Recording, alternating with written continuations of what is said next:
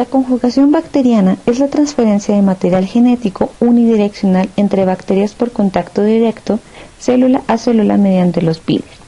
El material genético transferido puede ser un plásmido, un transposón, un integrón o una porción de cromosoma movilizada por un plásmido. Esta información genética puede brindar a la célula receptora mejoras en su funcionalidad, adaptación, además de brindar la resistencia antibiótica. Todo comienza con la célula donante del material genético que genera un pilus. Sería el factor F positivo o factor de fertilidad positivo. En el segundo paso, el pilus se va a adherir a la célula receptora F negativa y ambas células se comienzan a aproximar. El plásmido móvil se desarma y se une a las cadenas del ADN transferida a la célula receptora. Ambas células sintetizan la segunda cadena generando un plásmido completo. La célula receptora sintetiza el pilus y ahora ambas células son potencialmente donantes. Transformación bacteriana es el procedimiento de laboratorio por el cual se introduce material genético a una bacteria. Este mecanismo no suele ocurrir en la naturaleza. Generalmente, el material genético insertado en la célula receptora es conocido como plásmido o ADN circular, pero también pueden insertarse otras formas de material genético como el ADN y el ARN. Los plásmidos utilizados para la transformación de bacterias contienen en general uno o varios genes de interés, un gen de resistencia antibiótica que permite seleccionar a la bacteria transformada de otras por su capacidad de crecer en un medio de cultivo que contiene el antibiótico de resistencia. La transformación bacteriana tiene muchas aplicaciones, como por ejemplo la producción de proteína. En este caso vamos a hablar principalmente del gen de la insulina, obtenido previamente de algún humano. Vamos a tener como donante un plásmido bacteriano y el gen blanco.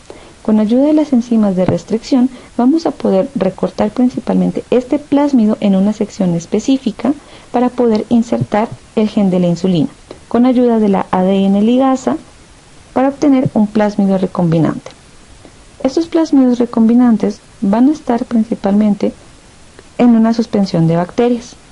Con ayuda de un golpe de calor, algunas de estas bacterias van a poder adquirir y tomar como propio este plasma.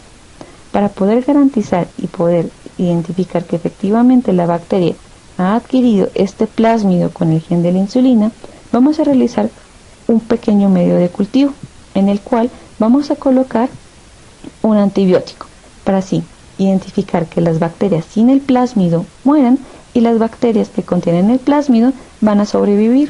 Recordemos que dentro de este medio de cultivo vamos a tener el antibiótico a la cual la bacteria es resistente.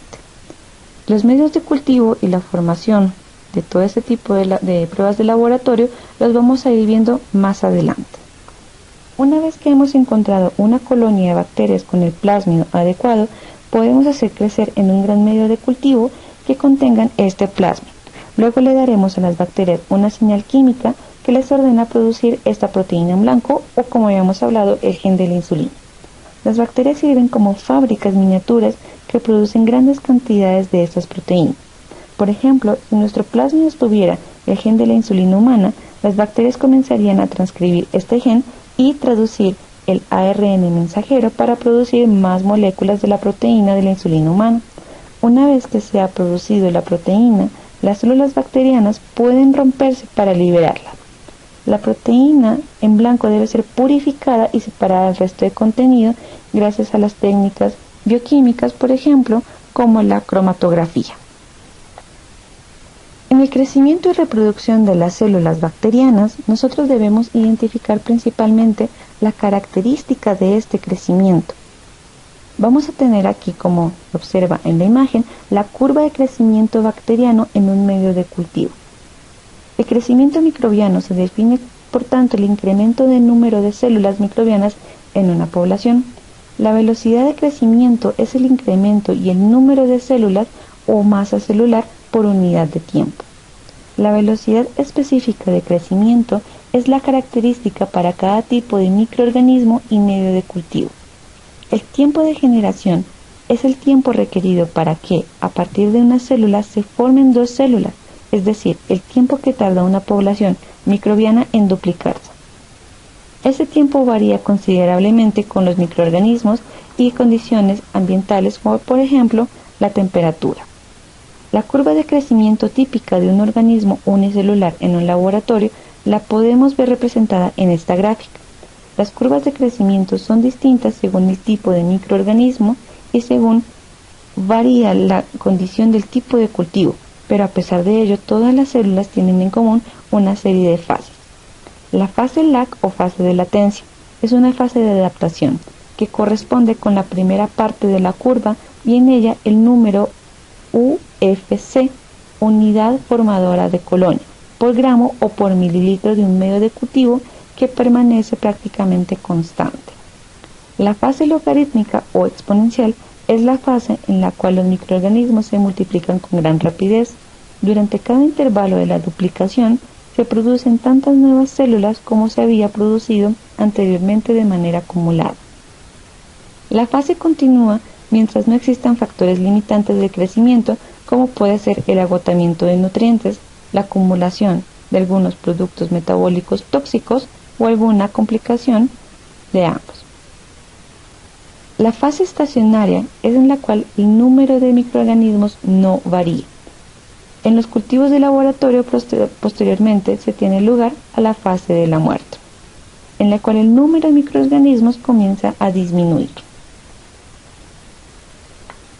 En la reproducción sexual de los hongos vamos a tener la participación tanto de gametos femeninos como gametos masculinos.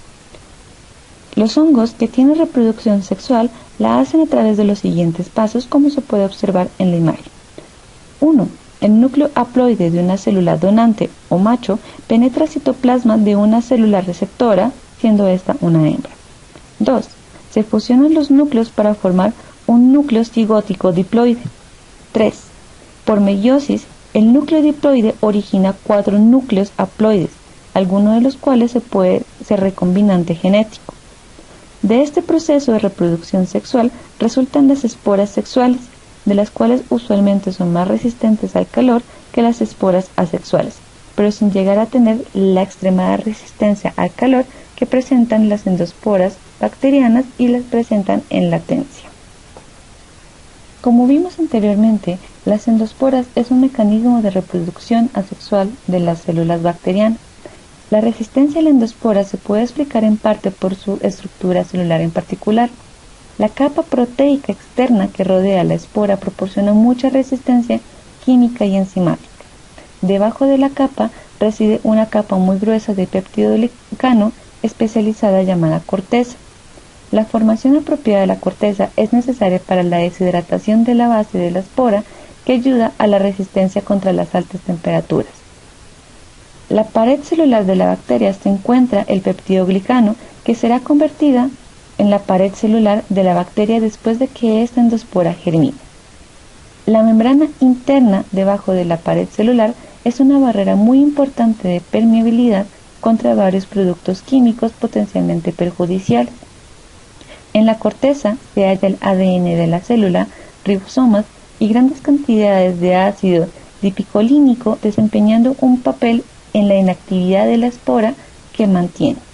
Existen algunas proteínas solubles en este ácido que condensan el ADN y también brindan resistencia contra la luz ultravioleta y a los productos químicos.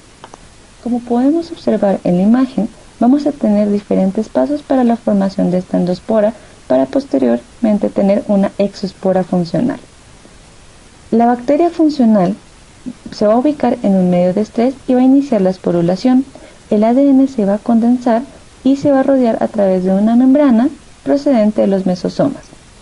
El ADN queda encerrado dentro de esta membrana formando un protoplasto. La formación del exosporio delgado y la corteza gruesa va a ocurrir alrededor del protoplasto. Una vez el protoplasto esté completamente formado, se va a formar la cubierta externa y la endospora, para así culminar la germinación de la exospora o la germinación de la endospora. En la exospora vamos a encontrar que se va a poder reproducir en cualquier medio ambiente favorable, es decir, una vez que el medio de estrés sea eliminado, esta exospora va a comenzar a producir su célula vegetativa. Cuando una bacteria percibe condiciones ambientales desfavorables o de estrés, comienza el proceso de esporulación, el cual llega a durar cerca de 10 horas. Estamos hablando, por ejemplo, carencia de nutrientes, cambio de temperatura, cambio de pH, entre otros. Se repliega el ADN y la membrana forma un tabique separando un cuarto de esta célula.